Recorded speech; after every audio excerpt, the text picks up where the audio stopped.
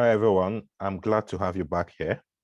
In this lesson, I'm going to be showing you what Perceptual Map is and how it can be used. I'm going to just construct this Perceptual Map on Excel.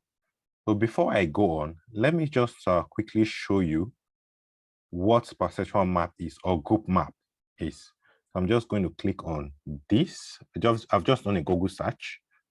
I'm going to click on the Google search and we'll just get the context of what a perceptual map is. So here, it says perceptual map is a visual representation of perceptions of customers or potential customers about specific attributes.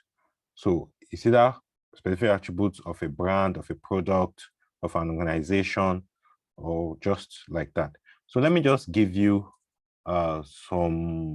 here are some things. So it's also called positional map and group maps, as you can see here. So here are some things that you can use it for. So you want to compare quality to price, maybe quality of a product to the price of a product. Is it worth it? Or as a business, you want to compare the quality and price of a product with that of other products within the same industry to know where you fit or where you rank or what customers think about you, what customers think about your product. So also functionality versus price. So let's say you're a technological company and you want to see, maybe you're a technology company that produces laptops or so something of technology, and you want to just see, okay, your functionality to the price and also based on others in your companies. I think we get the gist now. So you're a food company or you're a food company. So you want to do the healthiness versus stateliness of your food, price versus performance of your product, and price versus safety. So many things that we can use this for. So I will just encourage us to just go and read all this. Just you can read up on it and just know how you can apply it in your organization. So these are what decision makers likely use this to do. So they set dimensions, so they brainstorm, so gather from consumer, brainstorm and make decisions. So they position themselves, know where they are on the perceptual map, and know how to position themselves and their products for the future. So as the last one, they share. So which will report on the outcomes of all this perception of customers, either from feedback from a survey, then report the outcomes and monitor it as part of your strategy to better improve the business. So let's quickly go and let's see how we can just quickly do this on Excel. So some of you might remember this dynamic visualization, but we are not doing this today. Let's go to sheet 2. So here, so we are looking at 5 fictitious microphone production companies. That's a technology company. So they produce microphone. It's a fictitious company. So we have them here: Nocto, Sabines, Cross, Simple, Excessive, Smooth, Freshness. So that's just the name of the fictitious company. So now we are looking at quality versus price. That's the quality of the product versus price. We can also look at functionality versus price. Or what this rating here is an average of the quality and price. So that is the average rating of customers. So what we are focusing on is this quality and price. So let's quickly start with our map. So to start with this map on Excel, so we will follow the normal process that we use in just inserting a chart on Excel. So we'll go to insert. So, but now we'll not insert it plus the number, we'll just insert a blank bubble chart. So we'll go to our bubble chart here. I'm using, so just for our benefit, I'm using Microsoft 365. So Excel in Microsoft 365. So you go to insert, then your chart area in here on your insert ribbon, go to the chart area, then pick this bubble chart. So on this bubble chart, you right click and go to select data. So let's quickly select our data. Then you add all this is your quality, the company, your parameters, essentially. So you go to add. So the first one I want to add here is the series name is Noctus. The series X value, we are using quality as X. Our series Y value, indeed, we are using price. Then our bubble size, we use rating. Based on the average rating, that will give you the size of the bubble. So, okay. So mind you, just for your information, this rating, you can see 7.5 here, 6.2, 4.1, 3.4 is over 10. So the rating is over 10.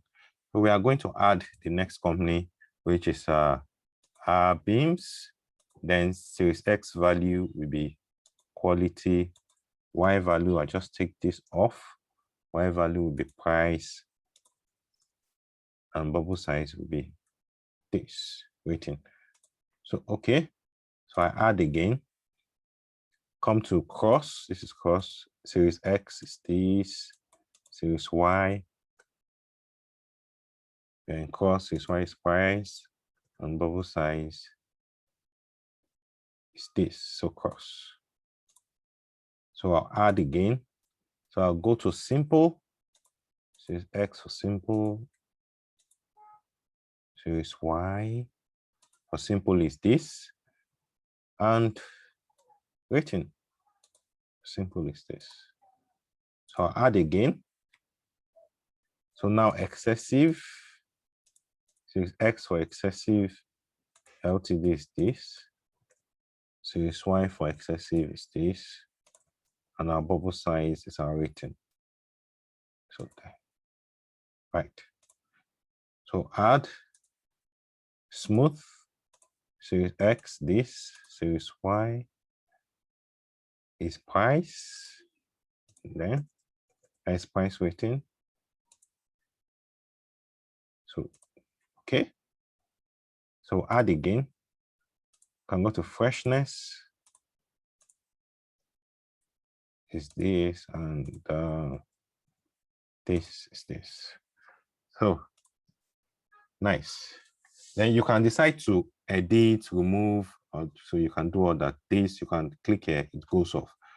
So I click on OK. So I have all my bubbles, nice, right here. So according to what we saw on the perceptual map, you can see these lines across the middle. That's just like there are boundaries, right?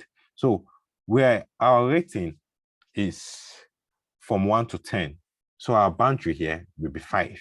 That is like the midpoint, 50%.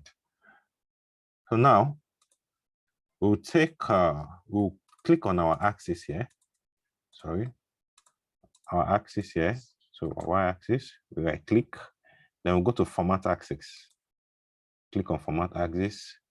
Then we'll go to our text options. So we'll leave minimum at 0. So we can change maximum to 10 if we like. So 10. So this is going up. We can leave it, or let's just change it to 12, just to have something more, just a little bit of something at the top. So this one, major and minor, we leave it. For our axis value, this is where we make this 5 to move our lines, this particular to the center. So this is horizontal. So we are dealing with the horizontal side now. The horizontal axis crosses. So put 5 there. So that moves that to the middle. So we come here. We go to our tick marks. So none, we leave it that way. Our labels. So we take the labels off, none. So this takes off the y-axis. The dynamic, the funny thing here is that your horizontal axis crosses is on the vertical value axis. So we'll still go to the horizontal value axis once we are done with everything here. So for our number, so since we are not showing any labels, so just leave number. So the next thing that we would do is to go to this axis option. We just finished dealing with vertical value axis. So we click on horizontal value axis. So for horizontal value axis, we leave this at, so this is 10, or we can leave it at 10, or we can make it 12 just to be uniform at both sides. All right, so our axis value now, so this is now, like if you see here, this is now vertical axis crosses. So we'll change this to 5. So just to move that tick line to the center. So yeah, it's done. Then, so tick marks, major and minor, none. Labels for our horizontal axis, then none. So it takes all the labels off. So we are good. So the next thing we'll do is to come back here. Our axis. So we have our primary here, fine. So then axis title, let's just include our axis title. So our x-axis is quality. It's quality. While our y-axis is price. It's price. So nice. It's price, quality price. Nice. So the next thing we'll do, it will take off our grid lines so that the two lines separating all these quadrants will be visible, right? So there is one more thing we want to do. Instead of showing this, we can decide to show our legend, so which is show each of these companies. Yeah, so legend. So, but we can decide to do something more interesting. Instead of showing legends, we can just go straight to our data labels. So it shows all the data labels, but instead of these labels, we want the company names to be on each of these labels. So we'll click on this. So we'll go to more options, come to, so label. So look at our label options here. So instead of showing y-axis value, we untick this and show series name. So let's go back, text options. Okay, sorry, I have to click on that again. So just do Ctrl Z. Let me go back. So I think I made a mistake there. So here, so I click on the series name first, then before taking out the y-axis. So I do this for each and every one of these. So I click on this second one, do the same thing, series name, take out y-axis for this one as well. Yeah, so do the series. So I'll know the names of the company at each position. Series name. So you can decide to show both, so it doesn't, series name. Y-axis value is price. But since we are intersecting price and quality, I think it makes more sense to actually show the series name. So that is it. Nicely done. So we have our, so just to make this understandable by, okay, maybe people that that you will probably share this with. So I have a text box here that I can just use to label some of these things. So let me bring this to front. So here, quality is low along the left quadrant. So low quality. So here is also, so low quality, here is also low price. Low price. So I duplicate Ctrl D. So I duplicate this. I bring it here. So in low quality, high price. High price. Here I duplicate this once more. Yes. Okay. Low quality, high price. Here is high price, high quality, high price.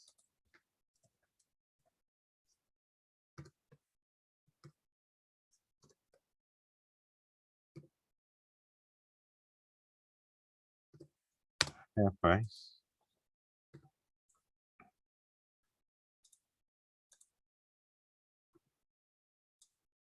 Oh, sorry. High quality, high price. Why here is high quality, low price. high quality, low price. So to enable me move this from one place to the other, so the other thing I will do is to just highlight all this. So I can use Ctrl Shift, highlight everything, right click, then group. I group this. So I take this, my grouping. I also click on the chart itself and also group that as well. So with this, I'm able to move the chart around anywhere I like to, anywhere I just want to move it to. So for these bubble colors, there are some colors that, so I'm not able to see those text. So I can come to the fill right here and I'll come to my color. Maybe I just take the same color and just increase the transparency a bit. Yeah, let me say 44%. Okay, so it's more transparent, so anyone can see. So largely, this is the perception chart that shows quality and price for these fictitious companies. So you can just, for example, let me just make one. Let me just see what a decision I can just make here, or I can just see where my company falls. For example, if I'm freshness. So I have high quality, but my price is low. Yeah. So what I will do, so you also think about it that, okay, what are my sales figures? If my sales figures are the same thing as Noptus, and also if my sales figures is just the sales count is just slightly higher than Noptus, and I am also as popular as Noptus. So what I would do is probably increase my price because there is a potential for me making more profit right here. So this is where I rank. I have high quality, but my price is low. If I increase that price, if I have the same profile as Noptus and I'm recognized in the market, so I can decide to increase my price and to increase my profitability potential. So now I'm just going to take this chart here, bring it to this dashboard, just paste it here. So just fit it nicely. Yeah. So I can decide to remove the background of my chart. I can change it to no fill, and so that just fits in nicely. So thank you once more. This is just all I want to show today. Thank you once more for watching, and I hope this helps someone to actually do something different. Thank you, and see you next 2 weeks. Right.